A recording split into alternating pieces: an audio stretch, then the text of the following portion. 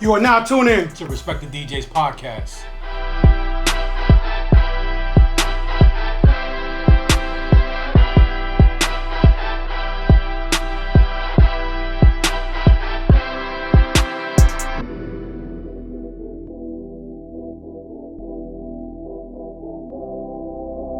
Street Dreams Music Group, play that.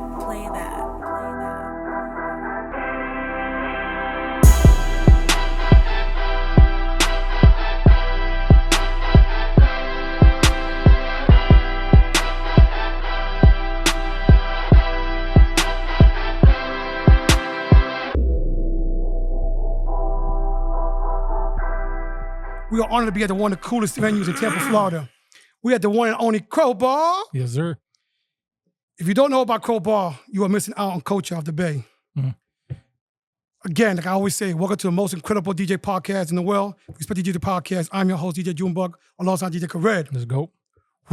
Today's guest, joining force behind the set. He's the Red Bull threesome Southeast champ and U.S. finalist. Oh, time out. You said threesome. The threesome I said? Three style. Oh, three style. I said threesome? She might be three style or threesome too. Who knows that? see, Khaled caught that shit because he's dirty. You know what I'm saying? 4 baby mamas and shit. You know what I'm saying? I don't want to get him in trouble. You know what I mean? Next thing you know, Pornhub and Bang Brothers will give him a call. I want in. Oh, this is gonna be good. This is going left fast. So going back, I fucked up on that one, but he's the driving force behind his set. He was voted the best DJ Tampa and rated number 21 out of 100 DJs on that damn list. Nice. You made the list, Khaled?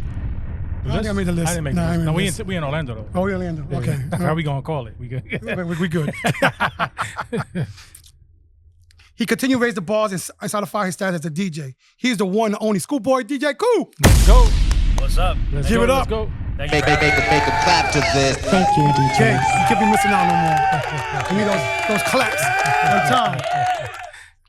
Clap. Welcome, Cool. Thank you for having me. You know, Yeah, absolutely. I did say threesome, you know what I'm saying? I mean, he might be doing that shit all back there, who knows? And shit like that. We in Tampa. So what happens in Tampa stays in Tampa, right? Yeah, you're causing trouble trying to get people beat up and shit. All right. All right, if we could get you just a little bit closer to the mic. But All right. all right, let's go ahead and kick this off. So, how'd you get your DJ name? My DJ name is super boring. It's just my last name. That's it. But it's unique enough where it was like, all right, It stand I'm out, gonna run with it. right? You didn't have none before, not No. just Just- One and done? just one and done. Super simple. See, like threesome, one and done. sometimes it's one and done. Depends on the situation. Yeah, man. But how long you been DJing for? Man, so I started pretty much like when I was in high school, so it's definitely been like a good 20 years now at this point. One of my buddies in high school was like, I was always like the kid that like, you remember when like new albums used to come out on Tuesdays? Mhm. Yes. Instead of, I hate that they come out on Fridays now, Right, by the way. right. I can't stand that. New music used to come out on Tuesdays. Tuesdays. I'd go out and buy the CD. I had like one of those CD burning towers, Mhm. and I just make a bunch of copies and bootleg them. Oh, you was bootlegging, okay. Come back to school and sell them for $5 a pop. And then my boy was like, "Yo, like you, you're really musically inclined. I see you're into like hip hop and everything. We should start DJing." And that's how that happened. Yeah, it's crazy how we interview a lot of DJs and we just had East Style here from New York. Okay. He did the same thing. He bootlegged Camelo's mixtapes and DJ Yeah. Enough mixtapes. Yeah. So he got popular. Yep. And it helped him a lot. Wednesday was new music day at school. Yeah, he was bootlegging radio. Yeah. What was the Radio price of those tapes. tapes back then? The The what? price on them. I was selling for $5 a pop. $5 a pop. $5 a pop. Better than buying them $15 brand new back in the day. Yeah. Right. It's a lot of money, $5 a pop by Friday. Was it CDs or tapes? No, Okay. CDs. Okay. CDs, yeah. It was in that era, 2000, right? Probably Yeah. 2000? Yeah, Okay. that's not bad. No. $5 a pop? Did it come with a cover or was it just a No, not at all. Just a signature. Yeah. Yep. Sharpie? Yeah, Sharpie. Sharpie. Yep. Straight Sharpie. That was a bootleg Yeah. shit. Yeah, I'm sure there's a bunch of those around there Yep. somewhere. Somebody got them shits. Uh-huh. That's So- what's up. So you say a friend of yours, gave you the idea to start DJing. Yeah. Did he know how to DJ already, or No, he was more like the business dude behind it. We started like a little mobile DJ business back in high school. We actually ended up DJing like our proms and our homecomings too, Okay. and everything like that. Like I was just like the class DJ, but he was always like the managerial business side of it, and I Okay. was the DJ. creative side? Yeah, the creative Nice, side. nice, But nice. we did that for a couple of years, right? Even right out of high school for a few. Did you have a mentor when you first started DJing, or was it just?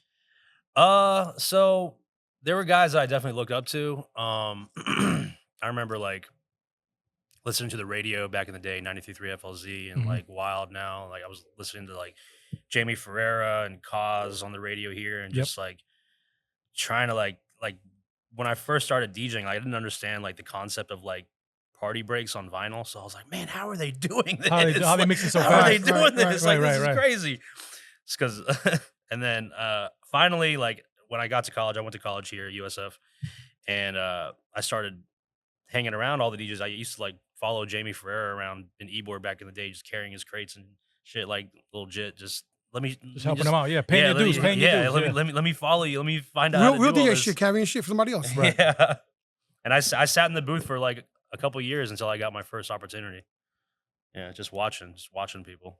Mhm. Just learning the crowd, learning the Yeah, music, and seeing what he was playing. Exactly. Yeah. There's a lot you can learn from just watching people. Just highly recommend that if you're a new DJ. Right. Yeah. Find someone and go moonlight. Go follow them around. You learn some shit. Yeah, and then you create your own style. Exactly. From there. Yeah. But you got to start from somewhere. You know, Mhm. we all Right. start from Yeah. somewhere, watching we're inspired by someone. Absolutely. We'll never say much. watching somebody because some of these freaks out here be watching other Yeah, people. yeah. They Watch it, watch your it. DJs. I definitely say you're looking for inspiration, and once you find that, there's going to be more than one DJ that you should follow around, or Absolutely. see how they're playing, where they're playing, what they're playing. Yeah. So that's what's up. So that was, you said it was. This is probably like 2005, 2006. Getting my feet wet, following Jamie and Cause around Ebor back in the day. Okay. Yeah, I probably didn't get like my first like club break until probably like I want to say like 2007, somewhere in that time period. And I only got it because I'm gonna keep him nameless, but the one dude just got so drunk one night he like passed out behind the booth and there was no one else there. And the manager was just like, "Can you do this?" And I was like, "Yeah, I got this." And I jumped on. And unfortunately, that guy lost his job, and I got it that night. But I wasn't trying to take it. It was just Right. So shit happens. Was this on vinyl or was it on? This is on vinyl, yeah. So you just used his vinyl pretty much. Yeah. I So he used got it. worse. tore the Yeah. fuck up. Even worse. Even worse. Right? He It got his was, job it was terrible, yeah. on his vinyls. On his vinyl. Yeah. He had it real organized, though. That made it easy for you. Yeah. Right. What venue was that? You remember? This was a club down the street, actually, called Hito back in the Okay. day. Yeah, it used to be owned by the people that own Amphitheater, and Okay. now they're over at Ritz. Okay. Yeah, that was a wild time. They had like a waterfall in the club. Mhm. Just gross. I can Just imagine. splash Just everywhere. splash. Yeah, part of their initiation was like if you started working there, they would dump you in the waterfall. And I Oh was damn! like, Uh-huh. they threw me in there when I was like 19 years old, and I was like, this is disgusting. Like, I'm sure you're immune to a lot of shit now. Though. yeah, right. Yeah, exactly. I never caught COVID. It might be. Right. It might be because of Yeah, that. exactly. It might be because of that radioactive waterfall. Building up your immune system. You Yeah. didn't even know they were helping you out. Exactly. It was a blessing in disguise. Yeah. That's what's. Where's this waterfall at? I want to get you on. I want to get blessed. I want to get blessed. It's another club now. I forgot what it's called. And they still got the waterfall in there, mode? I don't know. I haven't been in there. It's a gay club now. It's called Bradley's. Yeah. Okay. I haven't been in there, but You want golden shower, nigga, now. Hey, yo.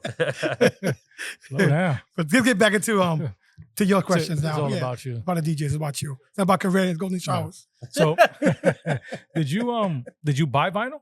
yes, I did. Yeah. And what was the first piece of vinyl you bought? Ooh. I think it was Run DMC. Mhm. That was like the first like single that I bought. Okay. I jumped right into club DJing, so I was collecting those, and I was also collecting all the Lethal Weapons and The Top- battle Top stuff. Secret. Right. Right. all those compilation Yeah, records. the rectangle Yeah, ones. the and- rectangle ones. Yeah, yeah. I was doing both. Yeah. Right. I caught on like real late because like, so I had vinyl at first, and I didn't get like any of the party records. I was just getting the compilation records at the time. Okay. And this was like when you remember when like CrooklynClan.net Yep. was a big Mhm. thing. That was a real big thing. Yeah. So there was a time when I was carrying around vinyl, and I was also carrying around like CDs because these were all MP3s Right. off the website. So I Right. was carrying around both. Like So you had a book. I had like 2-3 crates of vinyl and like a book of CDs, and I'd be running through like 4 channels Right. off that, just being able to play the shit that I found online. Right. And it took me honestly forever to like finally merge into Serato. Mhm. Like there was a point where I was doing vinyl CDs and Serato. Okay. just to like, Yeah, because I just to didn't make trust sure. it. I didn't trust it Right, you right want to have away. your vinyl Yeah, I didn't trust it right away, so I was carrying all three for a while, and then I finally just transition. bit the bullet, and I was like, all right, this is Same thing happened with me when I first Yeah. got Serato. I Right, used to keep like- a book bag of vinyl I didn't trust it just in case I it didn't trust crashed Crash. or something. I Yeah, I I didn't had a trust good it. hour of vinyl where I could, play some, some Yeah. vinyl if the Serato went bad. Yeah, It's crazy how Or- a lot of the DJs back then, if you was a vinyl DJ, okay, if it went bad because your needle broke, stuff like that. But even on the Serato era, you should go bad on you. Your computer Yeah, crashed on you. Yeah, Yeah. when it first You started. still yeah. need the vinyl to Yep. back up. You know how easier it is now that you don't need to carry the box no more either. Yeah. Serato No. box. I used to hate that my, fucking box. my backup is on my keychain. Actually, I you carry, got the I carry USB? around a USB just in case. Right. Just in case. I'm like, all right, I got Yeah, that's a something good idea here. too. Yeah. That's definitely a good DJ tip. I know too. Before they when you had the box, it was only one Mhm. DJ at a time. Right. So Yeah. when it was two DJs, you had to play vinyl Yeah. so that the next DJ could plug his laptop Right. up. You guys, Backed up a laptop and the RCA. you guys used to do the daisy chain thing Yes. with two boxes, Yep. have two Yeah. DJs. Yeah. yeah. Yeah, that was some rig Yeah. somebody came up Yep. with. Yeah. Somebody got off of Reddit to get to get that to work. And then I don't miss those days at all, though. Yeah, I no, really those were don't. rough. Yeah, those were rough. You ever had your laptop crash on you? Yeah, I've definitely had my laptop crash on me from heat. Actually, just being out here in the Florida sun, it was Yeah, probably we- my. I had ice. I think it was the first MacBook that I had. It was like a big ass 17-inch one. Like, Mhm. And every time I bought a Mac, I've gone smaller and smaller. I went from the 17 to the 15. Now I'm on the 13. Wow. Trying to downsize now. I stopped using the 12-inch regular. I started using 10-inch. Okay. okay. Just downsizing everything. Right, man. Right. right, Yeah, just right. yeah, those are cool too. What about your laptop getting stolen from you, ever? Has it been stolen from Have me? you have you lost your laptop or No, have it been thank stolen? God. Good, no. good, good. No. Do you Knock have on it wood. backed up? Yes. Okay. Yeah, I do. I back up every like 2 weeks. Okay. Yeah, that's the most important. Yeah. That's like a nightmare of mine, honestly. Like I've had- oh Losing my music? God. Well, my first Mac, when I first started on Serato, my hard drive did crash on me. And luckily I had a time machine, but it wasn't really that up to date. But I didn't Mhm. lose everything. You know what I mean? I don't So even use Time Machine, honestly. Do you guys use it? I use time does. machine. I don't. I I don't. don't use it. I just manually back up on an external every Okay. 2 weeks. Yeah. Time machine it's literally a carbon copy of your. Yeah. So whatever in your trash, whatever's on your desktop, or whatever you have open when you do it, it just I need to brings it start right using back. it. Yeah. you obviously I'm sure you do. It's a separate hard drive I keep just for Yeah. backups, and it'll let you know you haven't backed up in 5 days or 7 days, or to give you the reminder. Just to back like up. I told you with how I transitioned from vinyl and CDs to a mixture of both, and then the mixture of that with Serato. Like I'm like, this is like an iPhone 12. Like unless it's broken, I'm like, Right, right. If it ain't broke, if it ain't broke. Like I'm not. Yeah, exactly. Yeah. I'm just behind on technology. Shit, the fucking iPhone's a loan computer though. No, for real. Yeah, You can DJ off of that if you really want to. they can. You see the Yeah. algorithm thing? No, I haven't seen it yet. You seen it? The algorithm thing? Mhm. Yeah, you can DJ from your cell phone now, man. It's crazy. Fuck. Like you can have like time code and everything. You're just on your cell on your phone. phone. That shit's crazy. It's crazy. I don't know what's gonna be next, but let's get back to Yeah. So that club was your first club. Did you do house parties before that, or Yeah, so I when I was at USF, I got like in with like the fraternity sorority scene. I was DJing a lot of house parties for them. okay, And so that just naturally transitioned into college nights, okay, which got my foot in the door to do regular nights. But yeah, it was all through like frat and sorority stuff back in the day, yeah. Right. So talking about college parties. So if you was getting booked the same day, the same bag of money for a house party, a corporate party, or a club, what are you taking? Now or back then? No, just now. Right now, all For the hell of same it. money. All the same it's money. all the same money. The setup's Yeah. already there for you. Oh, club gig, absolutely. Why? Because I don't have to bring anything and I can just bring my No, backpack. same thing. No. Every party All has the gigs. The gigs already there. Everything's there. You're just showing up with your laptop and yourself. That's it. Yourself. Oh, okay. You have a corporate party, a house party, or a club. What are you choosing? Ooh, that's a good question. And it's the same bag. Same Yep. bag. I'm probably still gonna choose the club then. Probably, yeah. Is it because of the energy or? It's because of the energy. Yeah, it's definitely the energy. If money's the same all across and the equipment's the same all across, I'd Right. rather not deal with the sloppiness of a house party and Mhm. risk drunk people being all around you. At the club, I got security at least. Right. Corporate party can be super anal people. Right. At least the bunch of club, Karens. yeah. At least the club, I can just do me and Yeah. Do you still have your record collection? I do. Honestly though, I'm trying to get rid of it.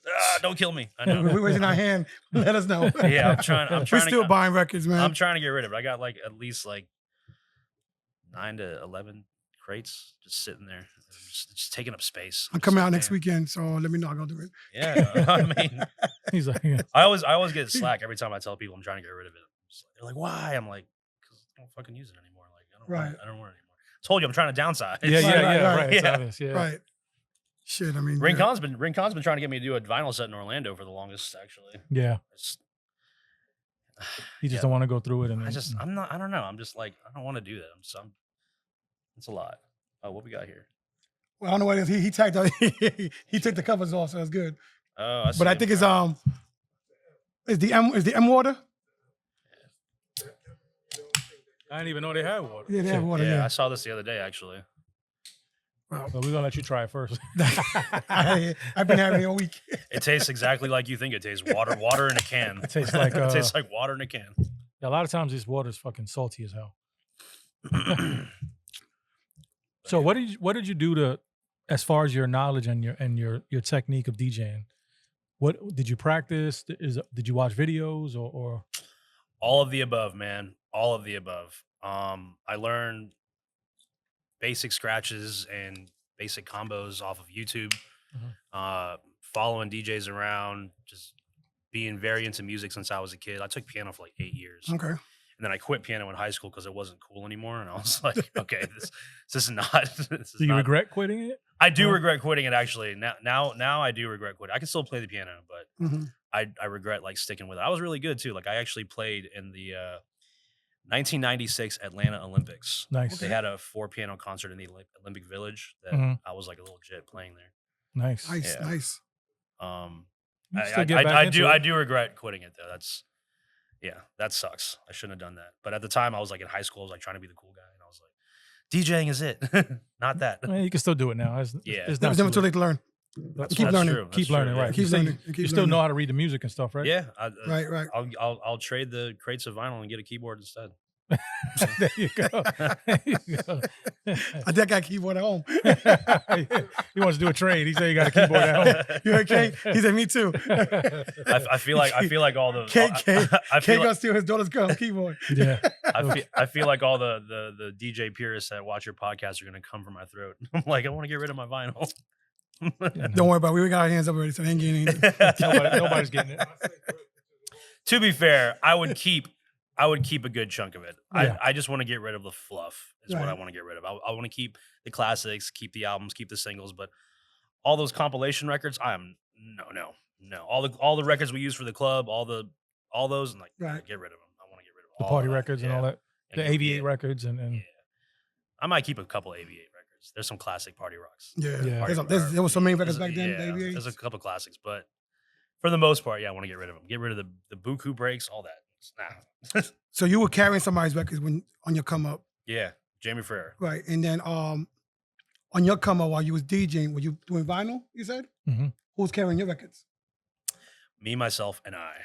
Yeah, I didn't really Yeah, have. and the good friends. And the good Getting, friends. Yeah, getting the club for free. yeah. Because I mean, by the time I was really like getting popular in clubs out here, Mhm. vinyl was slowly on its way out. You know, Mhm. the Crooklyn Clans, like I was telling you, were coming out. Yeah. All those MP3 based things were coming out, and I found myself like downloading more because it was easier, it was cheaper. I could get those exclusive breaks, Right. and there was a time that I was just carrying a CD booklet actually, Right, just the because it was like booklets. the thing to The God all, books. all the shit that I needed was on there. You know, Right. They would have like one record and Yeah. one CDJ. yeah. And by the time I fully went back to in the clubs, vinyl, it was straight Serato. Right. What was the records you made or in your bag back then? If you think of, you was playing all the time. Your go-to records. Go to records Let's see. besides the AVA and the party breaks. I'm a sucker for anything Swiss beats. Okay. Yeah. Tambourine was a go-to Mhm. back in the day. Bring them out. Let's see. There, like I said, like before, like we were talking about how we didn't really fully trust Serato Right. back then. Like, so I still carried like 3 vinyl with me in my bag just in case Serato So those are crashed. 3 records you're talking about? No. The 3 records that it was Hip Hop Hooray, Naughty by Nature. It Uh-huh. was Run DMC. It's Tricky. Mhm. I had 3 records that were basically like whatever BPM it crashed at, I can. Okay, you can. Stick it in. I can stick it in there. Yeah, exactly. Yeah, that's what's up. I don't think anybody carries anything anymore. No, not anymore. Now those We don't need those, dumbasses to carry those records. those backup like vinyl that I had in my bag is now the backup USB. USB. Ah, Yeah. okay, Right. okay. What's your preferred tools right now as far as DJing? Turntables, CDJs, or- turntables, and an S11. Absolutely, that's it. I mean, I can rock on anything, but Are you using phase or? I'm not using phase actually. Don't trust it? It's not that I don't trust it. I don't like where it sits on the platter because I like to nudge right there, Gotcha. and it gets in the way, and I'm just like not used to. Not that I'm not. I could do it. I just don't prefer it. That's all. Mhm. Like if I have the opportunity to use needles still, I'll use needles still. But I'll rock phase if I have to. It's not a huge deal. Yeah, because you get to push it forward there. Yeah, On that's that all. That's all yeah. it is. That's all it is. It's not like Have DJing you- have vinyl. I've had people ask me, why do you do that? I'm nudging I'm mixing. Yeah. Have you guys used the Cross 12s yet? No. No. Ooh, I got to use them the other day. Did you? Those are nice. Those are nice with the digital mode Yep. Mhm. because it's a circular thing, so I can still nudge without bothering to hit. Oh, okay. Thing Okay. that's turning around. You Getting know in what the I mean? way, yeah. Yeah. Like, so that feels really natural to me. The Cross 12s are amazing. You should really, really, really try those. Those are They're tight. pretty responsive too. When you Super responsive. They're tighter and they're more accurate than phase because it's a legit digital signal. right, That's right on. It's going right in your computer. right. It's like HID mode, but it Right, feels right. like a piece of vinyl. Right, Okay. right. Nice. Dope. Yeah, definitely try those. Who is part of the CB collectives? Oh man. So this was a DJ crew that was, I mean, we'll always be a crew. These are all homies of mine. These are all friends from all across the nation. But when we were really active, probably like 2012 to like 2016, those were like our peak years. We had members all over the place, man. It's based out of Los Angeles. The crew's Okay. based out of Los Angeles. So most of the members are out there. But then outside of that, there's like Earwax in Vegas, Nova's in Vegas, A-Rock when he was DJing. Mhm. Y'all know A-Rock in Yeah. Orlando. Dolo in Boston, G-Train in Kansas City. Now he's in Vegas. Yeah, we were just. It wasn't even like a thing where like, oh, he's dope, we want him in the crew. It was a naturally just like, it was just formed on friendship. Like all of us are super homies with each other. Like we all keep in touch still. But yeah, it was just it was a collective of just like-minded people that just happened to be all across the map. Okay. You know, we'd meet every year. We'd have like our little retreat we would do every year at South by Southwest. We do a little Critical Beatdown showcase every year. We did it for like 4 years straight out there. Nice. Yeah. How'd that get started? How did that get started? Actually, one of my homies, Royal One, he's in LA, organized that for us every year. We had a lot of contacts in Austin at the time. We still do. South by's like real different now, though. Yeah. I don't know if you guys have been lately. Never been to it. Oh, really? Never been Back to in it. the day, it was amazing back in the day. But I feel like once like it got bigger and more corporations started getting involved, it's That's what happens. Yeah. kind of watered it down a little bit, Yeah. and we Mhm. stopped going for a while. But I kind of want to get back out there just to see what it's like again. But I haven't been in like at least like 7-8 years. Oh wow. It's been a while. The music done changed a lot in 7 years. Yeah. Yeah. I saw lot. I saw a lot of cool shit out there. Like discovered new artists when I was out there that ended up like becoming like super big. Like who did I see out there one year? I saw Gary Clark Jr. who ended up getting real big. Okay. I saw Khalid before he blew up. Mhm. You remember that Korean rap song like Ichima? Yeah, Jamal, yeah. Yeah, I saw those dudes out there, and I was like, "Who the fuck is this?" Right. Like these little Asian kids just doing wild trap music. You discovered a lot of shit at South by. Like, Right. Yeah, I highly recommend any of those like music conferences. Like those are just good to Mm-hmm. get your feet wet and really sink into the scene and see new shit. Yeah, upcoming shit. and then you catch a couple gems that actually wound up taking off. Exactly. That's what it was made for, right? Mhm. The indie artists that come out and perform. So Yeah. Right. Important word, the indie artist. Yeah. Right. Now South by's a little different, but yeah, it's a lot of major, Yeah. like you said, corporations trying to Yeah. take over, and they finesse the system. Who has the and- biggest and bag? Who has the biggest Yeah. check? Yeah. Right. 100%. Get their Yeah. artists on the To get their platform. artists on the platform. Yep. Yep. Doesn't mean they're good artists, Right. but they pay the money. Exactly. They have their bag for that. Yeah. So, what is the your dream as a DJ? What is my dream as a DJ? I'll be real with you, man. I'm living my dream. If I can make a living off what I do, I don't have a day job. This is the only thing I do. Then for me, that's winning. You Right. know? Being able to get up and do what you love every day, put all your energy and focus into one craft, and be able to make a living off of it. That's the dream. That's the goal. Right. You know, That's nice. not everyone is lucky enough to be like, I only DJ. Right. You know, like there's a lot, and it sucks, but I mean, you know, things are getting more expensive now. Like Right. being able to still do this full time is a blessing. That's Right. I'm already living the dream, man. And I went about, I'm punching that clock in. You punch the clock at nighttime or daytime. You do day parties and stuff. Yeah, absolutely. I mean, like I said, I've been DJing for 20 years. I've gotten to do a lot of cool shit, but just every day being able to still survive of doing what I love, that's the dream. That's the goal. That's Right. that's what gets me going every day. How many times are you booked a week? So now actually I no longer hold like weekly residencies anymore. Now I'm just kind of bouncing around everywhere, but on average around at least like 2 or 3 times a week. Yeah. Okay. Yeah. Any traveling involved or? All the time. Actually, well, you know Orlando a lot too. Less now. I kind of made a conscious effort after COVID to like not travel as much because I did it straight for like 10 years. And it does kind of wear down on you after a while. Now, after a while, unless it's like some like really high paying shit or like really cool shit, Yeah. I'm probably not Right. gonna. I mean, But you've been to Orlando a couple of times, and you were there actually 2 weeks ago. You were out there. yeah, I the go out to rooftop Orlando a lot. party. Yeah. Oh man, that was a super fun party, Yeah, by yeah. the way. And then, Shout out to Kevin Conn. He got a good thing on Sunday. Yeah, the rooftop parties. And Yeah. then I think you're out there coming up for the house party. Yeah, Yeah. I'm doing an event in Orlando the first week of July. Yep. The July 6th, 6th, 7th yet? It's July 3rd. Oh, is it 3rd? Okay. It's the day before 4th of July. 4th of July, so everyone's got off that day. That next day. Yeah. It's an R&B party called Sugar that Orlando house party throws. It's gonna be at Celine. The slam. It's your Yeah. last year's party was crazy. Okay. Like we're talking about. Oh, you went to it? No, I didn't go. I missed that one, but it's like It looks crazy. Like I've it's seen like the footage. it's like yeah. the doo-wop party we go to in Miami, Mhm. correct?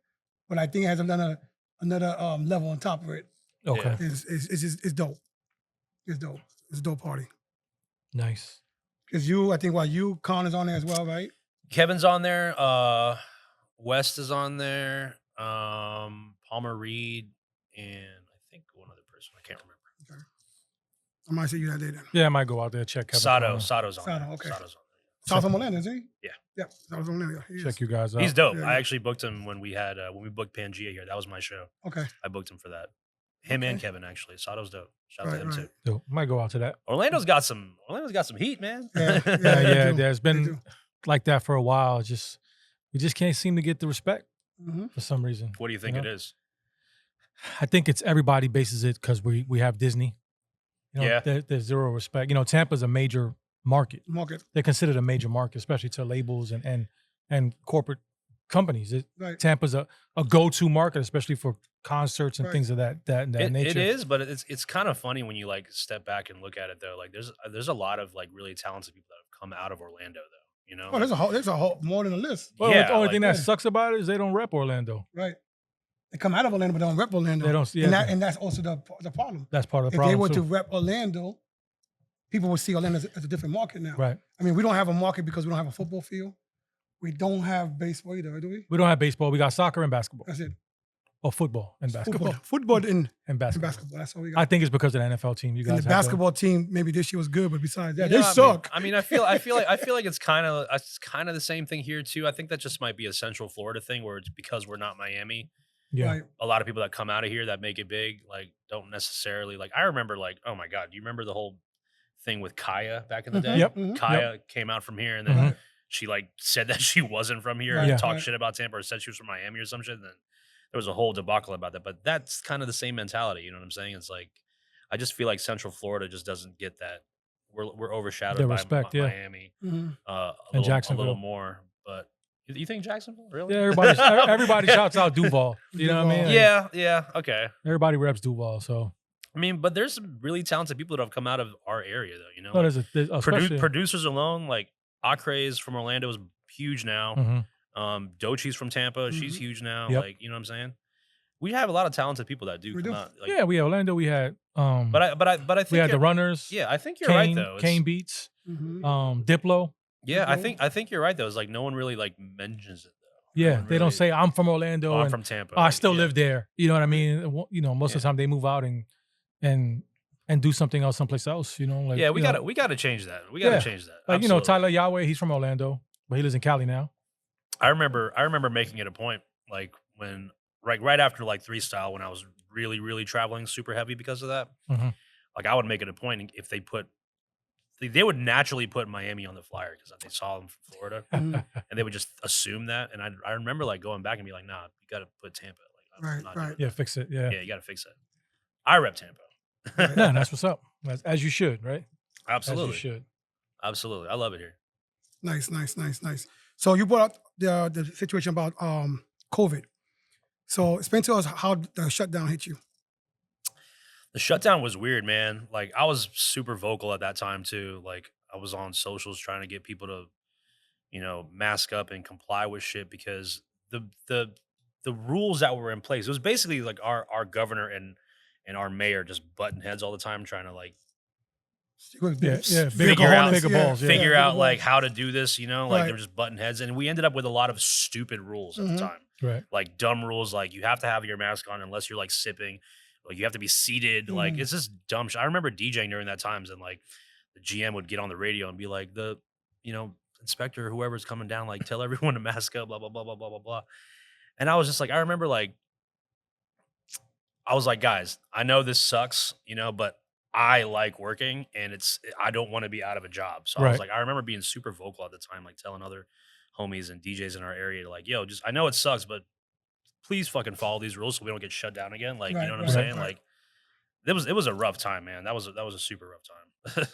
I'm glad we're not there anymore. Yeah, I think too. Well, Florida, we didn't really feel it. Us in Texas, it was like closed for a couple months, maybe a month. Yeah. A month, if maybe that. a month. It's staggered here though. That's what I was saying. Like, so we closed for like, all of Florida closed for like, I want to say like a month or Yeah, a little bit. a month to 3 months, or something like that. It was short. It wasn't that long. Then when we reopened, all these rules started coming into play, and then there were times when we would get shut down again out Mhm. here for like 2 weeks. Reopen, shut down again 2 weeks later for a week, like just because people weren't following these dumbass rules that we had in Right. place, and it sucked. But like, I was like, can we just please get on board here so we can still work? Like, Right. like you being stubborn about your mask is not gonna trump me wanting to make money. Like, right. you know what I'm saying? Right, Like, right. So that Cardi B track that she had out during that time, was it a remix that you did? Cardi B. Yeah. I read something online about the Cardi B record that was out during the pandemic time. I didn't do a mix of Cardi B. No? Which one you talking about? The one where she was Doing the with the video she did with the mask and the everything? the COVID video yeah, she the did. COVID video she did. I never mixed that. No, Oh wow. Well, your name came up, but for some reason I don't know why. that's weird. You was part of that. No. Wait, I was about to say, where's that check at? No, no. That was I wish I had something to do with Cardi B, but I don't. yeah, that made it to Billboard, I believe. He did. Did it It really? ranked up. Wow. Now I want to know what you're talking about. Yeah. I'm gonna look it up and I'm gonna send it to you. Yeah. What It's is a that? Call it. So now there's a question we ask a lot of DJs. What is more important, DJ or the promoter? I think they're both equally as important, to be honest with you. I don't like the argument of DJs are supposed to pack the club. Like, I think it's important that DJs have a following, but it shouldn't be reliant upon the DJ. That's the promoter's job, 100%. I think they're both important. If you have a good relationship with a promoter that understands the value in you as a DJ, then you guys are going to make some amazing memories and create some amazing parties and Right. events together.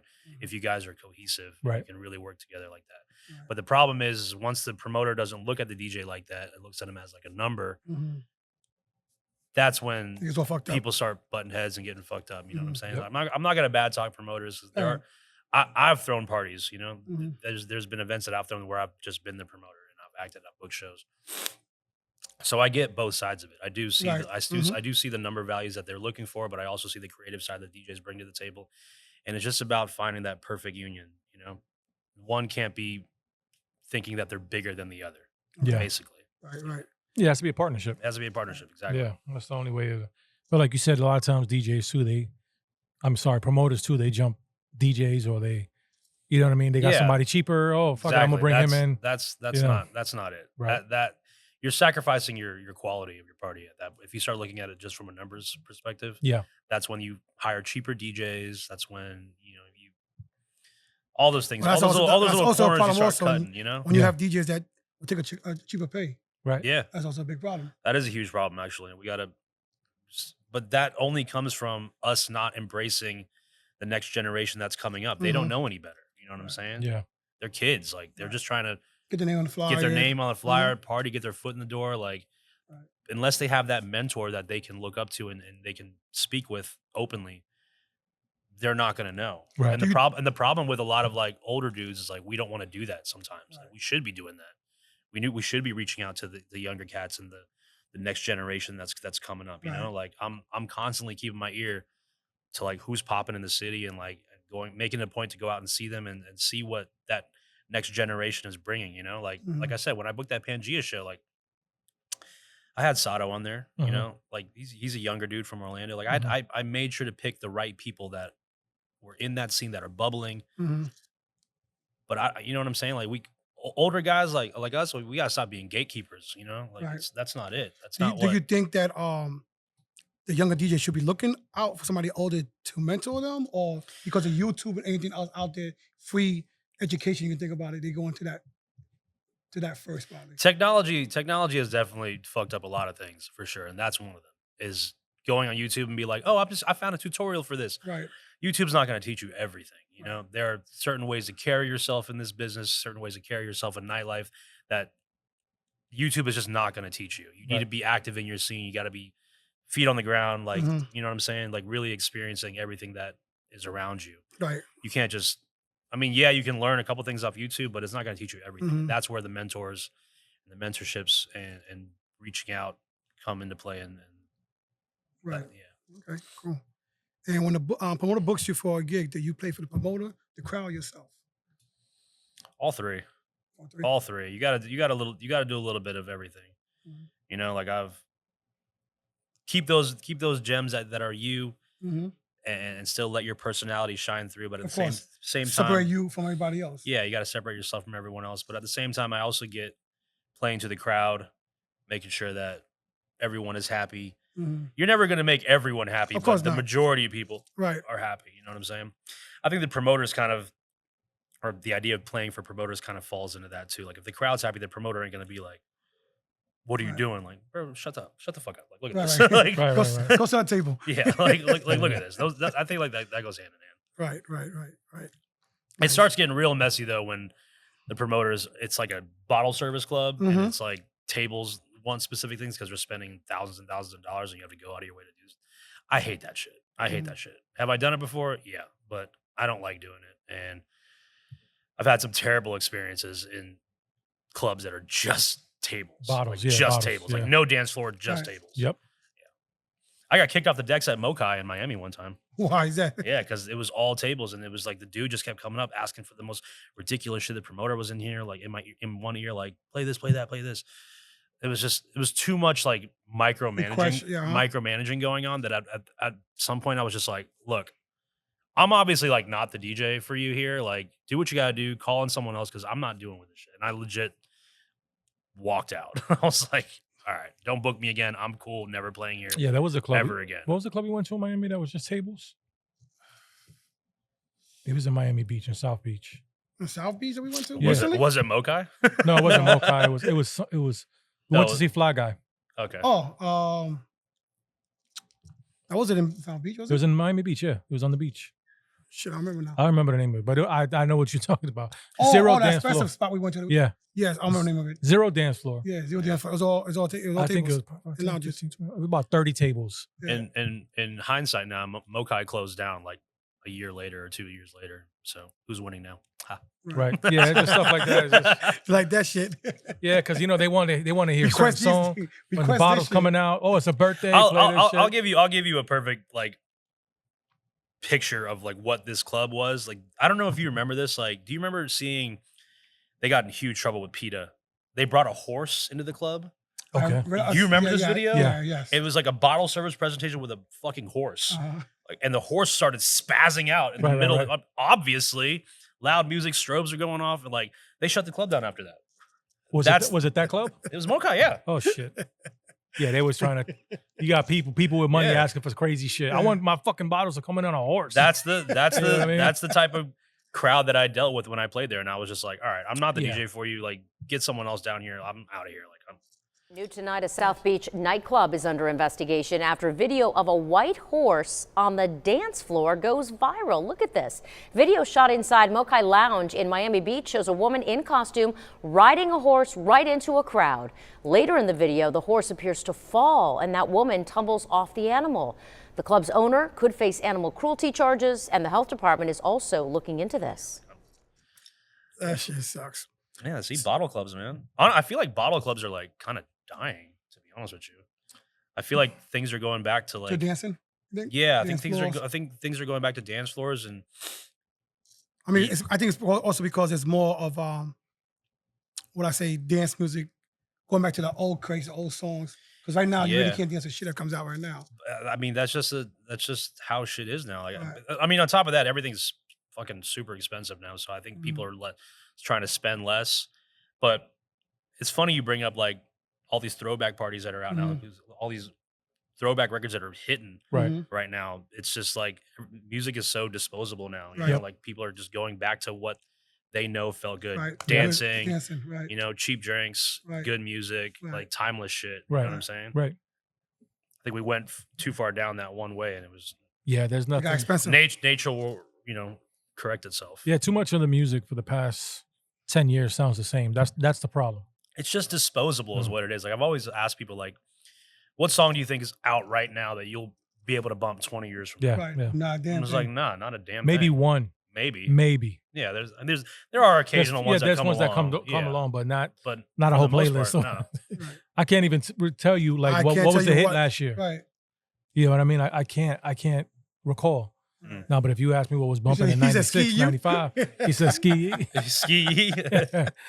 You know what I mean? Something, you tell me 95, 96, I can probably give you a nice handful of songs, but yeah, all the music sounds the same BPM, 66 BPM. I mean, I feel like it's all just like, even with like, you brought up Sexy Red, it's just like shock value. Like, what's the wildest shit I can say that is going to catch on right now? Everyone's going to sing it, but then like no one's, after a while, it's just gone. It's, you know what I'm saying? There's nothing that lasts about it. Right. Yeah. Just and shock value for the moment. Kaya was the first Sexy Red, if you really think about it. Yeah, 100%. Yeah. Yep. Well, I'll lick it. You know what I mean? And then before that, we had Lil Kim and then Foxy Brown. Yep. But it was a shock, but they still, it's timeless music still. It's still timeless music, yeah. Right. Yeah. But I think that's, I'm not saying that Sexy Red's doing anything like, or Lil Kim and Sexy Red that are like completely different artists. I think a lot of it also has to do with the amount of music that comes out nowadays. It's just like, it's volume. It's volume, sheer volume of music that comes out now is contributing to why these songs have such short shelf lives now. Yeah, and that too. And nobody's making albums. Everybody's just dropping singles. Yeah, it's all singles, and it's just constant. Yeah, constant. You figure out they're just throwing shit on the wall, see what sticks. Yeah, and the other thing too, the other side of this coin is just people's algorithms too. Like people are stuck in their Spotify and Apple Music, going down their own algorithms constantly and thinking that that's what's hot. And someone else has a completely different algorithm that's like, you know what I'm saying? Like people's like tastes are so scattered now, right? And there's so much content that's why nothing is lasting anymore. Yeah, yeah. So easy to get the music too. So before you had a record that came out, that record basically before the album came out could be on your play for 6 months to a year before you even drop an album. Yeah, yeah. But they dropped the album. Now artists try to drop an album, maybe 5,000 units, 10,000 units, maybe. I still listen to albums though. Like I don't know if you guys do. I still listen to albums. It depends on the artist. Yeah, it depends on the artist, but like for the ones that I'm fans of, I will make sure to cop the album and still listen. What's something you're listening to right now? Ooh, there's a lot that I'm listening to right now. The big three producers came out this past week and weekend. K Tronada came out, Sango dropped, Esta dropped. Okay. Hip hop wise, rap wise, I love the new Vince Staples album. Amazing. Okay. The Schoolboy Q album is amazing, as my nickname. As your online. nickname, yep. He's obviously one of my favorite rappers. Yeah, Q's album and Vince's album so far to me, hip hop wise, are albums of the year. Hip hop wise. All right, cool. Okay. Yeah. Dope. So what are the 3 records you rock right now at a party? Go-to records. Go-to records. BBL Drizzy. Of course. Of course. that one always works. Right. Damn. What are the like new records? Like And it doesn't matter, no. Doesn't matter. What 3 songs that you know wherever you go. that's gonna turn the place upside down? okay, BBL Drizzy for sure. I'm big in like I feel like I've gotten my foot into like the Amapiano Afrobeat scene. Okay. Mhm. So heavy that I feel like people now when they come out and see me, like I'm like kind of obliged to like play They some expect stuff it. like that. Okay. I love anything Ashake. Okay. Let's see though. See, I have a hard time answering that question though because I play so many different types of parties. So it's like So 3 songs you can play at any party. at any party, Right. it's still BBL Drizzy. Of course. Let's see. Definitely the new Kendrick. Okay. Yeah, that's just an anthem right now. right. That's a crossover song. I don't know. I have to get my Serato. It probably is Sexy Red. I wouldn't doubt it. It's probably Sexy Red, yeah. Probably Get It Sexy or something like that. Or Yeah, Get It Sexy is super big right now. Yeah. Yeah, for sure. She has a new birthday song too that's gonna start catching on. Yeah. What's the most played on your Serato? you know, It's the most played. most record. played song. Yeah. Maybe like since I've had Serato Since, yeah. period. Oh, Yeah. probably Be Faithful. Okay. Yeah. The Fat Man Maybe- Scoop. Since like 2000 like Crook and Clan. 8, Yeah. since I had Serato since like 2008 or 9, like yeah, it's probably Be Faithful. You know when they first If I had to guess. when they first made that record, they didn't pay Faith Evans anything. They didn't clear the sample at all. They Oh, just made I'm it. sure they didn't. They yeah. made it, and then once It became bigger than actually our single. it did, but now now they get royalties on that now. Right. The publishing and everything, they got the paperwork done because she was gonna sue them, Right. and they had to put her name, give her Of course. publishing, which is insane. Because imagine how many records AV8 Records sold off of that when they were selling vinyl. Right. Yeah, A lot. a lot. So Right. I'm gonna go back. I told you I have a hard time answering that question because like nowadays, like since I'm not doing any residencies right at the Mhm. moment, like I'm playing all these like super niche parties now, which I love. Like I'm doing that R&B party in Orlando. Mhm. Tonight I'm doing all disco across Nice. the Nice. bridge. Damn, I wish it wasn't doing this. Last week at Alter Ego, I did all Afrobeat, all Amapiano. Like I've been doing these like niche Dope. sets, which I love. Like, Yeah, right, DJ wise, like that's been Right. fulfilling me like It crazy, keeps you know? keeps your Separates you from creativity. anything, yeah, right. yeah. Keeps your creativity going. Yeah. Literally this like, last night or the night before, I was in St. Pete also just playing straight top 40 like low hanging fruit Mhm. Taurus records. Okay. So I play a lot of different types of parties. I can't like Nice, nice. asking me like what my top 3 are. I'm like, oh my god, I don't know. This is Yeah. Right. it just depends where I'm at. Like That's good because you don't get bored of playing music. no, never. Yeah. I mean, I like doing all of that. Like, Yeah. all those things. So basically, that separates you from everybody else then. 'Cause a lot I of guess, DJs yeah. Like I mean, the last residency I had was at Tangra, and I was doing straight like just ratchet Mhm. hip hop all night.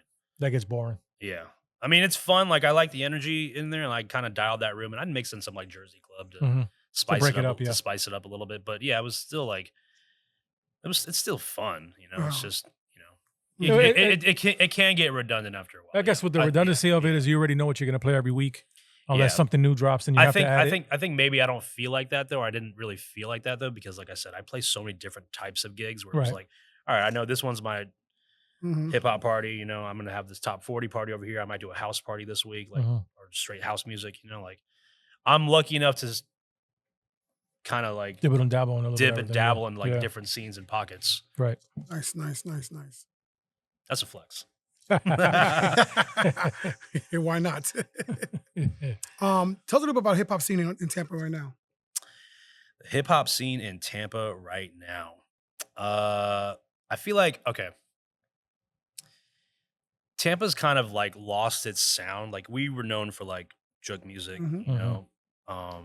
but now the newer artists that are out now have kind of adopted sounds from Atlanta and Miami, and we kind of, in my opinion, we've kind of lost our identity as like a city Mhm. that came with a certain sound. Right. and like everyone's trying to.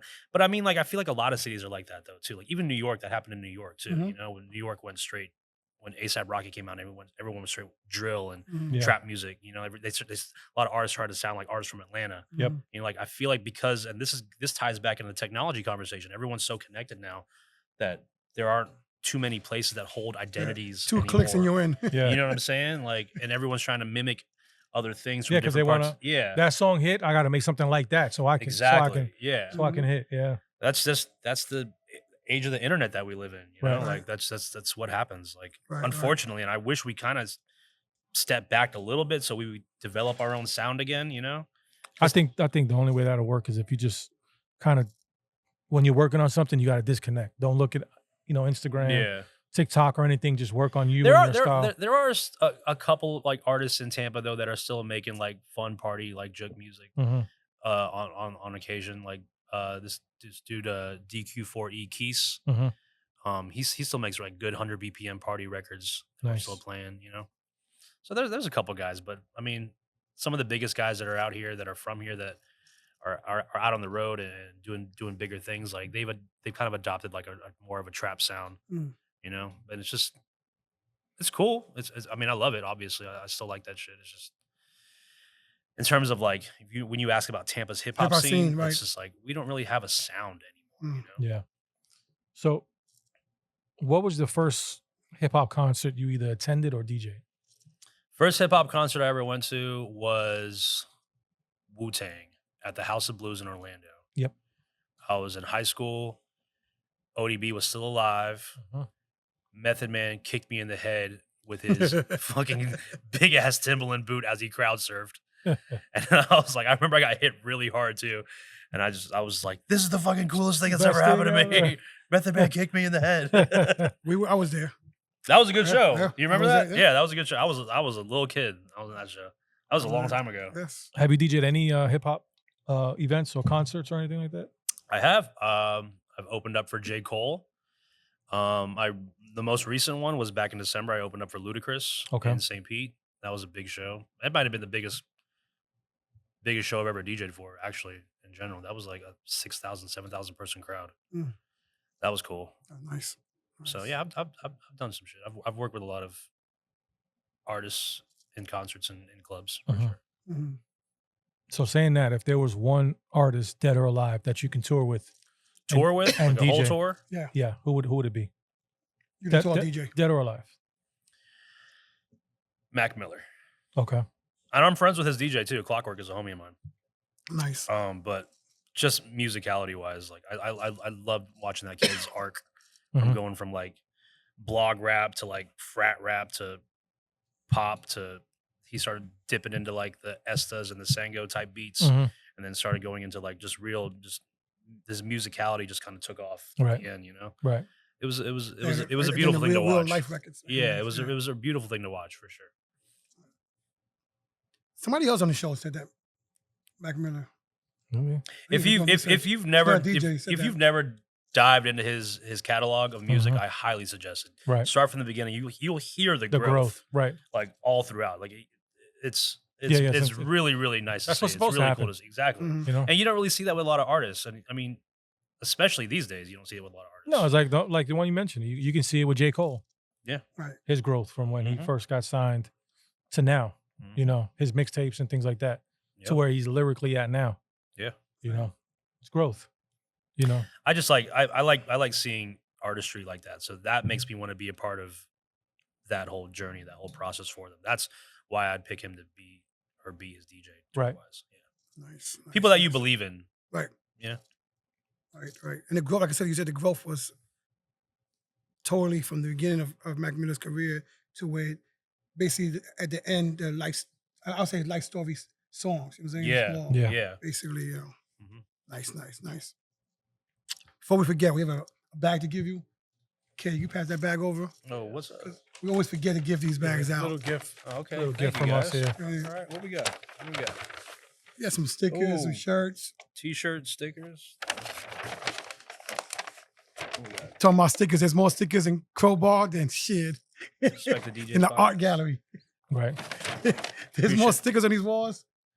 Oh, we got more. Jesus, still coming. All right, I I love it. Thank you guys. Thank Appreciate you for taking your time and spending with us.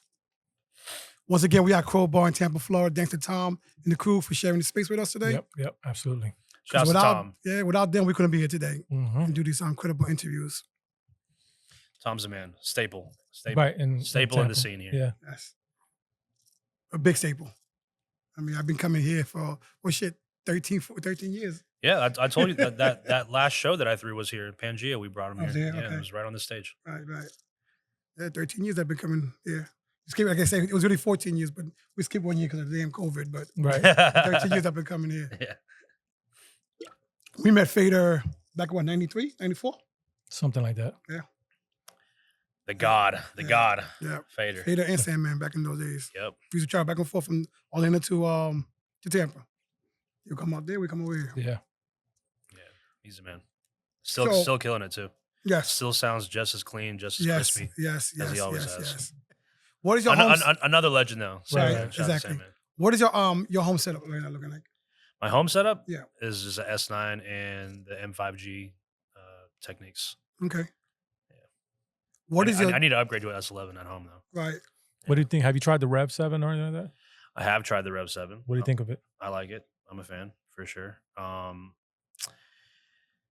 It kind of is a little bit of a learning curve because trying to adjust on the platter isn't quite the same as a Techniques Right. or actual vinyl with a Yeah. slip mat. It's a little bit different. It's a little bit harder because it's smaller, but they got those pitch bend buttons on there Mm-hmm. too. If you get used to that, then you're money. You good? Mhm. Yeah. I like it though. So I guess you hate when people request songs, so you love it. I don't mind requests. Mhm. I've never been a person that's like, fuck requests, I'm not gonna play your shit. Uh-huh. It's more just like the demeanor that people have when they come up to you. Right. That's what Kills it. kills it for me. Mhm. You know, I actually don't even mind like the fucking cell phone thing. Like most DJs hate that cell phone thing. The request. I don't really mind that. Like if I visually acknowledge them and I'm just like, I'll try, and they put their phone down, no harm, no foul. That's it. It's the ones that stick it up there after Mhm. you after just keep it up there after Right. you've like looked at them, acknowledged them, and just like, how long are you gonna fucking do this? Right. Right, know what I'm saying? right, Like, right. But at the same time, I kind of like the cell phone thing too because I don't want you coming up to me, right. invading my personal space, screaming in my ear. I'd rather just be like, cool, and just leave it at that. Than Yeah, because a lot of times approach when me, they come into your person, they never leave. yeah, and So just, keep on coming. They keep coming back. Keep on coming. yeah, I'd rather just do that real quick, put it down right afterwards. It's fine. All right. I don't really mind it. Is there a night that you could remember that was like you sucked? You regret? The night at Mokai, yeah. I hated everything about that. I hated everything about my set. I hated everything about that place. Other than that, like, no, every night has its ups and downs. There's always going to be a good part of the night. Is there one Mhm. that's really stands out to you? That was an amazing night? An amazing night? Yeah. Oof, I have a lot of those, man. I have a lot of those. Let's see. The last like super fun party that I remember playing was probably in DC. This group called Everything Nice. They throw this party every other Thursday at Cafe St. X up there, and it's a lot of like Caribbean-based music, Okay. a lot of Afrobeat, a lot of Amapiano. The culture in DC is obviously thriving. Mhm. So being able to play that type of pocket with the crowd that really responds to that, Right. because we have it here a little bit, but like there's a huge African population in DC, obviously. So getting that feedback and seeing it like in its like home environment, Right. really like blow up and take the fuck off and really take the party to that level. That was like, holy shit. Like we don't have this in Florida. Yeah. We And they don't. were dancing. And they were dancing. Yeah, they're having a good time They and, were- they had a great time. and enjoying it. I was just grateful to be invited into that space. Mhm. Come on, go into some games. Before we get into the games, I want to ask a question. The games. What was that DJ you said, upcoming DJ you was looking at? An upcoming DJ, Yeah. what? He said You there's basically a have the- couple of them, he said. Couple DJs you have an eye on right now? Yes, for sure. Obviously, like I said earlier, Shadow was one. Kevin Kahn for sure. I feel like he's like my fucking son. I mean, we have like a running joke about that. Actually, we have a running joke about that where I call him my son. He calls me his dad. And some people are like, "Really?" Which is that was a DJ too at one point. Yeah. Who else? Who else, man? Like new guys? New guys, yeah. They're still getting their feet wet. Because Con's feet's already wet already. The fact that I'm having a hard time answering this kind of Mhm. says a lot, actually. You know, there aren't too many guys that have come along like Kevin Mhm. who've like really embraced the culture side of it and embraced the DJing, like the real DJing side of it, and taken it to new heights and new levels. It sucks, man, but that's just how it is now, man. Like I'm having a hard time answering that, even Mhm. just in Tampa. Like I feel like I don't know, man. Like technology's ruined a lot, man. Like Right. I could sit here and talk about how technology's ruined DJing for hours. Or Right. not ruined it, but just changed it Just so changed how much. it's changed, right. Yeah, just changed it so And much. people where it's lost their like- ways. bottom line. It's everyone's just kind of lost now, you know. Mhm. That's all. You know, and everybody else has an opinion too. Yeah, This way is better than that way. yeah. Or don't listen to what he says this way, or what she said, no, it's this way. Mhm. Stuff like that. So we're gonna get to a game right now. We're gonna All play 8 scratches. Okay. Oh God. Provided by DJ CJ from Orlando, Florida. Okay. If you know the name of the scratch, if not, no biggie, but just want to give a test. All right, let's go. Got 8 of them. Let's see.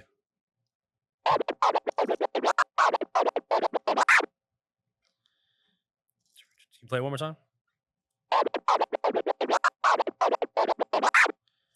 It kind of sounds like a swing flare.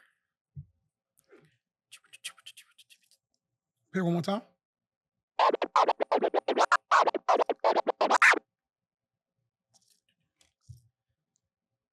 With a little stab at the end, like I don't know. Right. That's, So as what he's able to us, it's called an Audubon. yeah. Autobahn. Okay, which incorporates part of that. But yeah, Mhm. all right.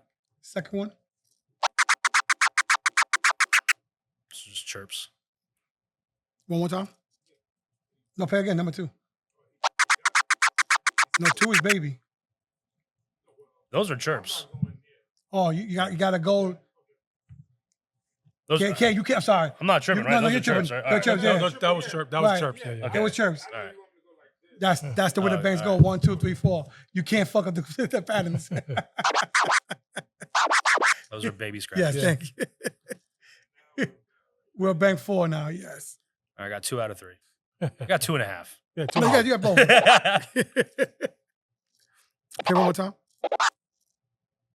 One more time. Double click flares.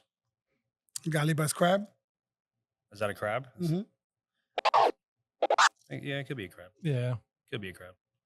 Kind of sounds like a double click flare though. But yeah, okay.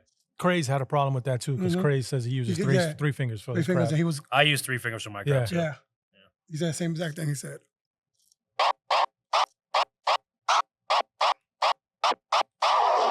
Just transforms. We have it laid by stabs. Stabs, yeah. Those were stabs. Yeah, 5.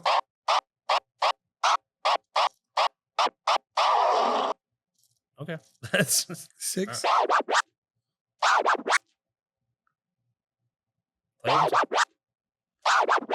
like a drag. Yeah. It seemed like a drag, yeah. Yeah. Tear. Tear. Tear, drag. Yeah. Yeah. Yeah. I think those are the same shit, right? Yeah. Yeah, Tears and Same drags the shit, same. Yeah. Tears and drags are the same. Play it again, okay? If those aren't transforms, It's then, Transformers. Yeah, okay, all right. I was like, come on Yeah. now. if the other ones were crabs, those are double click flares. Yes, it is. Okay. Yeah, basically, like I'm all right. Besides that I had them one way and the other. Gang, what's up? and stuff like that. Don't Really- test my DJ. Don't touch his ear. His ear. Yeah, it's your ear. Yeah, I guess a lot of DJs have different Names. for them. names Yeah, yeah. and also different Yeah. ways how they use their How they do it. I do it. Yeah. Stuff like that. So it's not even saying that we were right, but just want to give it a little test, a little quiz. All right, I got most of them. Yeah, Here 7 for out it. of 8. 7 out of 8. Yeah, Yeah. you got an 8. We give Yeah. it 8. Yeah. You got an All A. right, let's You're an go. A student. All right, so we're gonna just ask you a couple questions here. Hip hop go. trivia. I like it. Nothing crazy. If you get it, some have multiple choice. I might give you the multiple choice. I may not. See if you can get it. Okay. All right. So, when was Kanye West's debut album, The College Dropout, released? Holy shit. What year?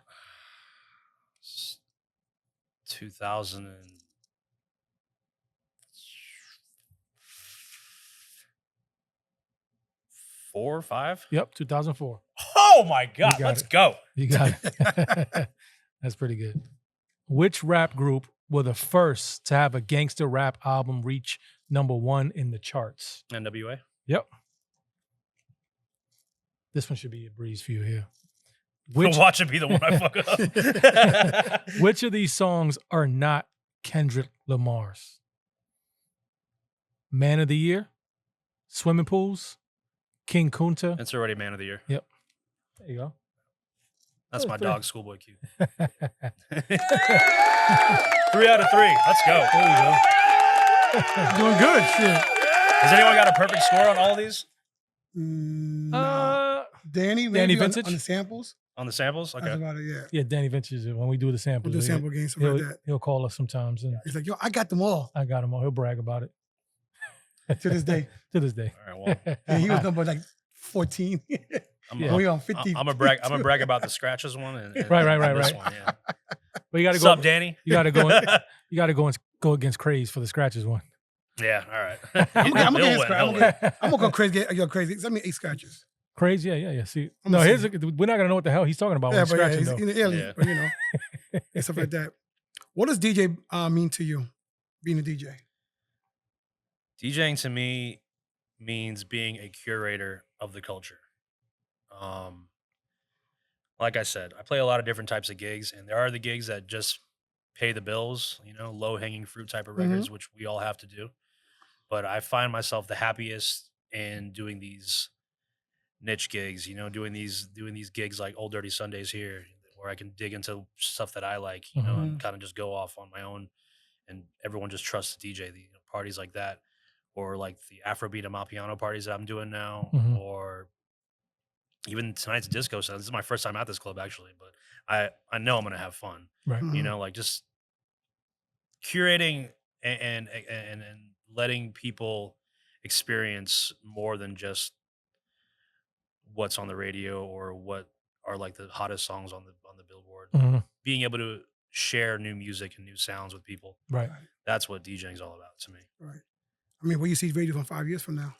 Where I see radio going from 5 years from now? That's a good question. I don't think like terrestrial radio is ever going to be gone because we do use it for a lot of things. Like I've had this conversation with a number of guys who are on radio. Like terrestrial radio is never going to be gone, but how they program is going to change. Because everyone's downsizing now, which just means that more shows are going to be syndicated in different markets. Less people are going to be a part of this pie. So culturally speaking, I think radio is going to kind of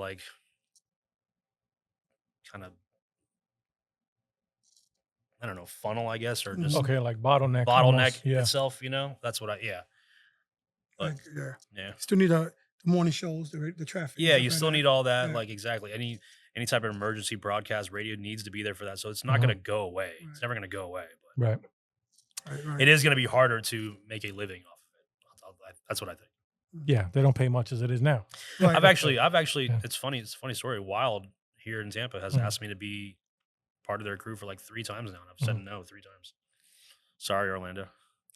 Any reason why? It's just not for me, man. Like, it's just not for me. Like if I can still do what makes me happy and make a living off of it, then I'm not going to be quick to jump on something where I have to follow rules and a guideline. And not saying that there's anything wrong with doing that, but if I don't need to do that yet, then,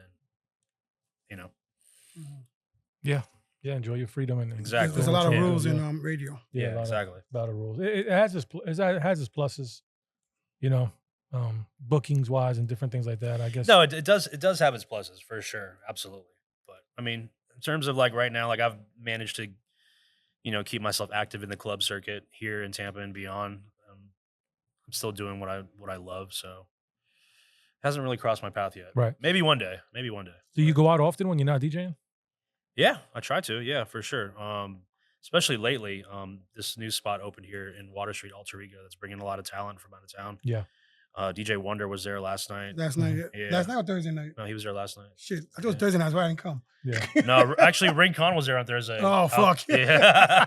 Yeah. I see we come too much. Yeah. Shout out to Wonder. Real good Yeah, dude. shout out to Wonder, Yeah. yes. Real good dude. Dang, I thought it was Thursday. That's why I didn't come. Yeah, Fuck. good. Didn't come by. It was Saturday. It was Saturday. It was last night. Yeah, it would have been good. Fuck. It would have been good to harass. Yeah, I to harass saw him. Craze there. I seen I was supposed to go to Craze, but something happened that night. I couldn't pull up. But Craze is my homie though. Right. I've booked him 2 or 3 times. I've seen him a ton. And it was awesome. right. It was it DJ G Train, is it? G Train. I He's mean, part. I- He's yeah. part of. He's part of Critical Beat Town. Yeah, Yeah, I he was. missed- He was there. I got there late, but I got maybe a good half hour his set. Dope. Yeah, he's dope. That's my dog. Yeah. Shout out to Casper for bringing his talent to Tampa now. Tampa, yeah, that's dope. Shout out to him. Yeah, I Taking actually. me out of my house. Yeah, absolutely. So for the younger DJs that may see this interview, right? So what sacrifices did you have to make early on, and things you had to go without because you wanted to invest more in your DJing and your career? Had to sacrifice. I guess like the social life that comes with it, you know,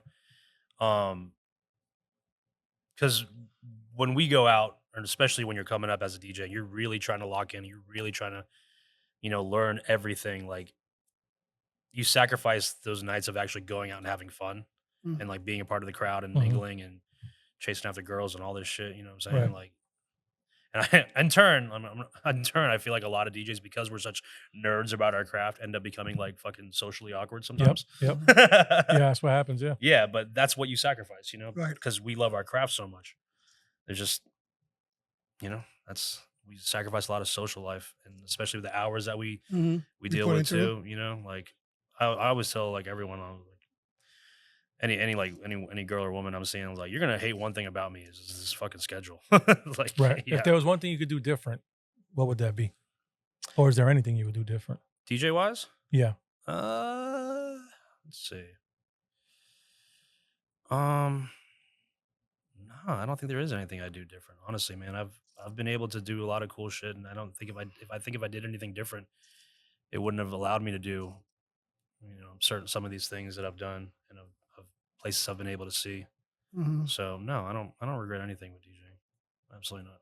So you love the path that has taken you and what you had to do to get to where you're at right now, pretty much. Yeah, absolutely. I think I'm lucky enough where now I'm at this point where I'm, like I said, I'm not trying to like travel as much anymore, but I did it straight for like 10 years, and it took me everywhere. Like I did a residency in China. Mm-hmm. Like it took me everywhere, and I've been able to see a lot of cool shit, and no, I wouldn't do anything different. Let's talk about that China one. How'd you get that? How did that? So Was it because of the Red Bull? this is actually a really, really wild story, actually. So I did a month residency in China at this place called M18. Okay. It was in Shanghai. And I was out there for 2015's New Year's Eve. They brought me second week of December, and I was supposed to leave second week of January. Okay. So the whole month. Right. With New Year's Eve right in the middle. And the club is on this it was on this super famous like street called the Bund in Okay. Shanghai, and it's like this it's this neighborhood, this set of buildings along like the river that overlooks downtown Pudong, which is like, you see pictures of Shanghai, it's like all the futuristic looking buildings. Right. It overlooks that. Okay. So New Year's Eve is like everyone goes to the Bund. It's like their Times Square, except it's like 4 times as big. Okay. And they look across the river to the buildings, and the buildings have all these like light shows that happens. Blah blah blah. My club was right on this street, and one of the things that they were doing this club for New Year's Eve was if you bought a table, they'd give you this stack of fake money, Okay. and it looked like US $100 bills, but it had like the club logo on it, a little Okay. QR code. You could whatever, just dumb shit to throw around. Right. Someone took one of the people from the tables like took their stack of money and Mhm. went to the rooftop bar and started making it rain on the crowd. Hmm. And a fucking huge stampede Oh my fuck. God. happened. And the wild thing is, like, so I had a VPN when I was over there because everyone was like, China, communist government. Yep. Make sure you get a VPN so you can still access social media Right, and whatever. right. Because like Facebook was banned. Like, a Yeah, bunch of they're things- a still bunch of things- banned. Still banned. a bunch of things were banned.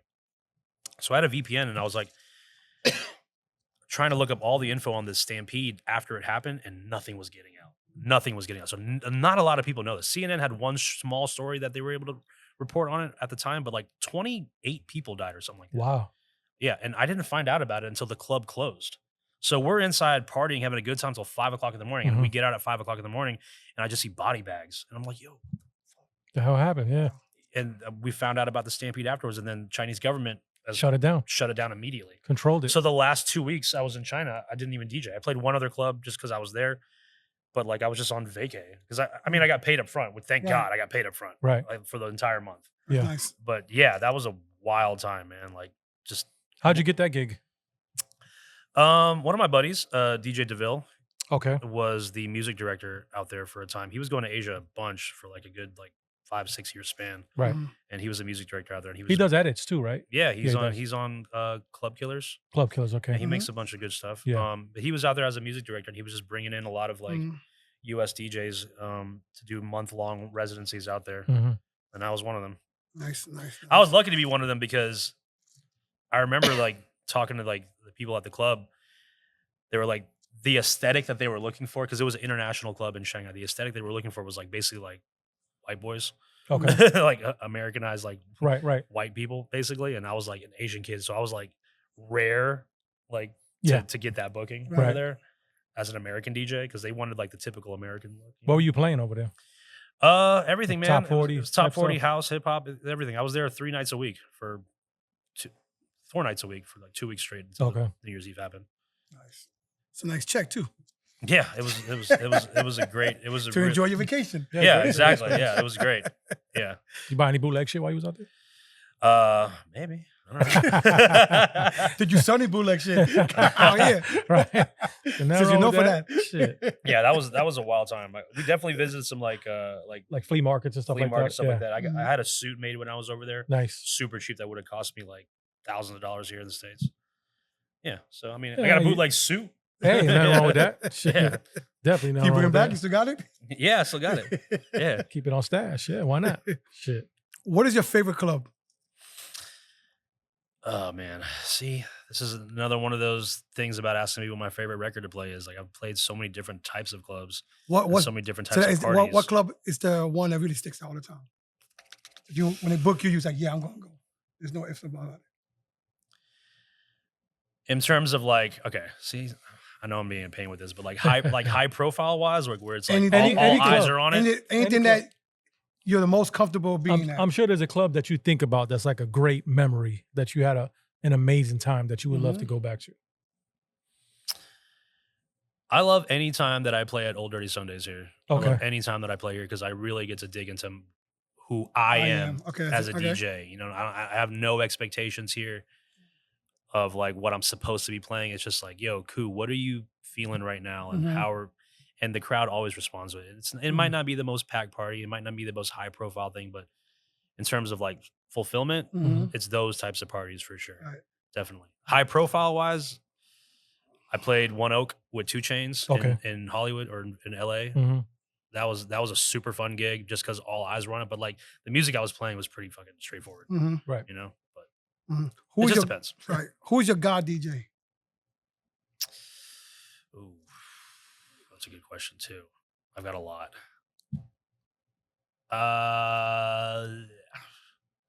I'll put Craze up there for sure. A-Track for sure.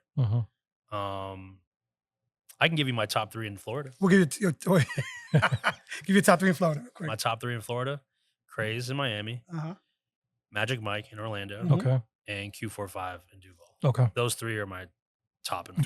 Covering the state there. All right, so give us your top 5 DJs for you now, right? Okay. And then top 5 DJs when you first started DJing for you. Top 5 now: Jay Espinoza, Okay. 4 Color Zach. Okay. I lost to 4 Color Zach in 3 sub, by the way. He kicked Wow. my ass. Yo, that was a wild video on that? Yeah, we have video. That was the year that he did the tone play. Like brought out the tone play. And I remember it was like me, Dynamic, Skew, Mike 2600. We were all in this final together. Like, oh, what the fuck just happened? Like we lost. We lost. Like that's it. We lost. We lost. But he's always managed to keep himself super creative and just ahead of the curve all the time. Definitely Zach Espinoza. Ooh, I really like this guy Mochi in Chicago. He's dope. Big in like the Afrobeat scene and Caribbean scene.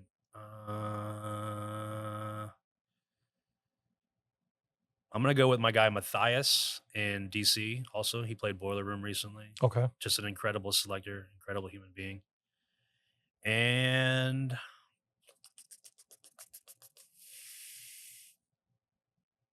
One more. that's a tough question. Probably. You know what? I'm gonna say Kevin Kahn. Okay. Dope. He pops up just because he's young and fresh and gives off good energy, and Right. he's got a big career ahead of him. I'm rooting for him. Right. Right. Absolutely. Yeah. All right. So top 5 DJs when you first started DJing for you. All right. In the order. Mixmaster Mike. Okay. Tony Touch. Okay. Qbert. Okay. Jazzy Jeff. Yep. Actually, you know what? I'm gonna put Jazzy Jeff in my current and old. He's still That's fine. Yeah. he's still current. He's still the god.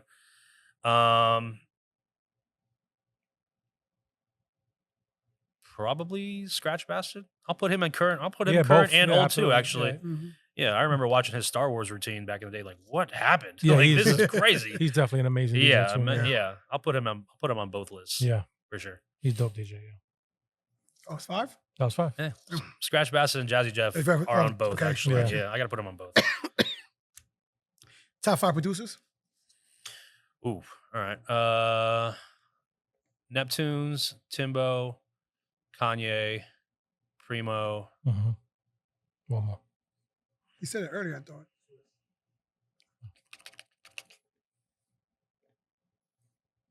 That's like You forgot. Dilla.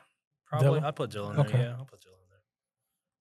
I guess Swiss Beats was basically records that he played. Swiss Beats are party records. Party records, yeah. These are like personal. Personal, yeah, Personal. Yeah. yeah. Which is right, because Swiss Beats I, got a lot of party I records. still love Swiss though. I still Yeah. love Swiss Beats. So. Right. But if I had to choose top 5, I don't know if he's making the cut for For people you. I would personally listen to, like Right, on right. my own. Right. Listen to, yeah. It's your top 5. Don't you know what I mean? Don't matter what nobody says. Right. What can we expect from you in 5 years from now? What can you expect from me in 5 years from now? Hopefully still doing exactly what I'm doing. Mhm. If not on a level where I can help to curate events and venues a little bit more, get my hands more into that side of things.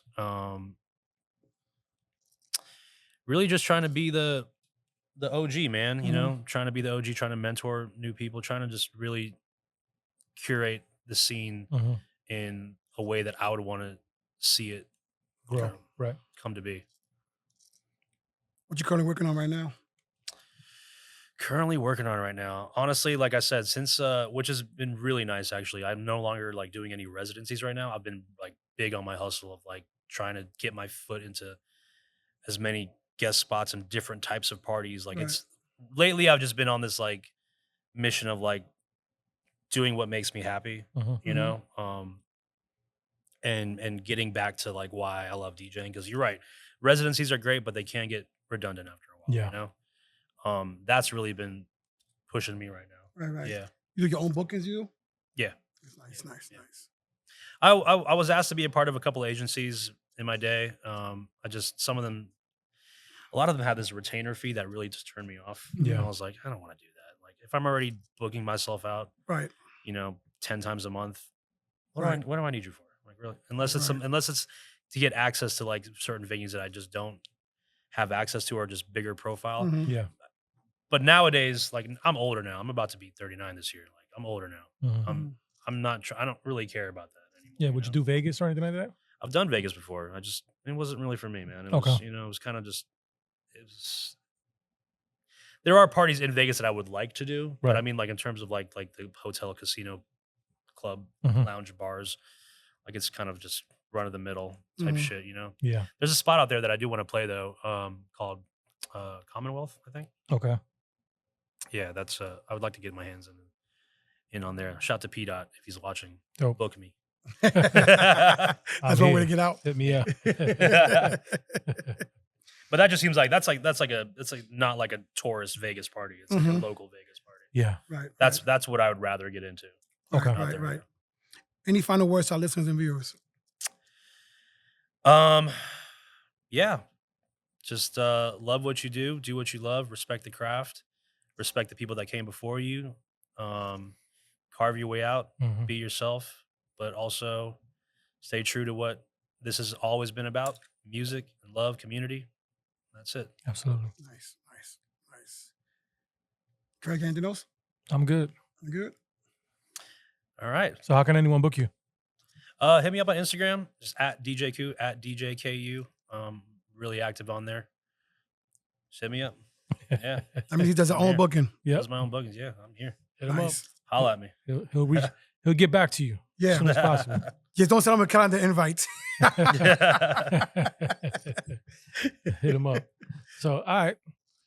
We would like to salute DJ Cool for sharing his stories on Respected DJs Yes. podcast. Thank you for having me. Appreciate Thank you you for guys. coming. Many thanks to you, our loyal listeners and viewers. And as always, we have another exciting episode coming up. Stay tuned. And until then, I've been your host, DJ Khaled, alongside DJ Junebug for Respected DJs podcast. And we are out. Peace. See you in the next one. Peace. Street Dreams Music Group. Play that.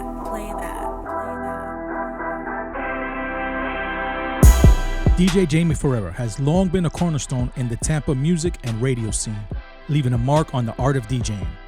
Known for his electrifying mixes and deep passion for music, Jamie's influence stretches far beyond the turntables. His dynamic presence on the radio has shaped the sound of Tampa's airwaves, introducing listeners to new music and rising artists, while keeping the party vibe alive for decades. Whether through live broadcasts or high-energy performances, he's not only crafted a legacy of unforgettable nights, but has also mentored the next generation of DJs, inspiring countless aspiring artists to pursue their craft with dedication and passion. DJ Jamie Ferreira's impact continues to resonate both in the community and the broader world of music, making him an integral part of Tampa's vibrant music culture. DJ Jamie Ferreira, Respected DJs podcast, salutes you.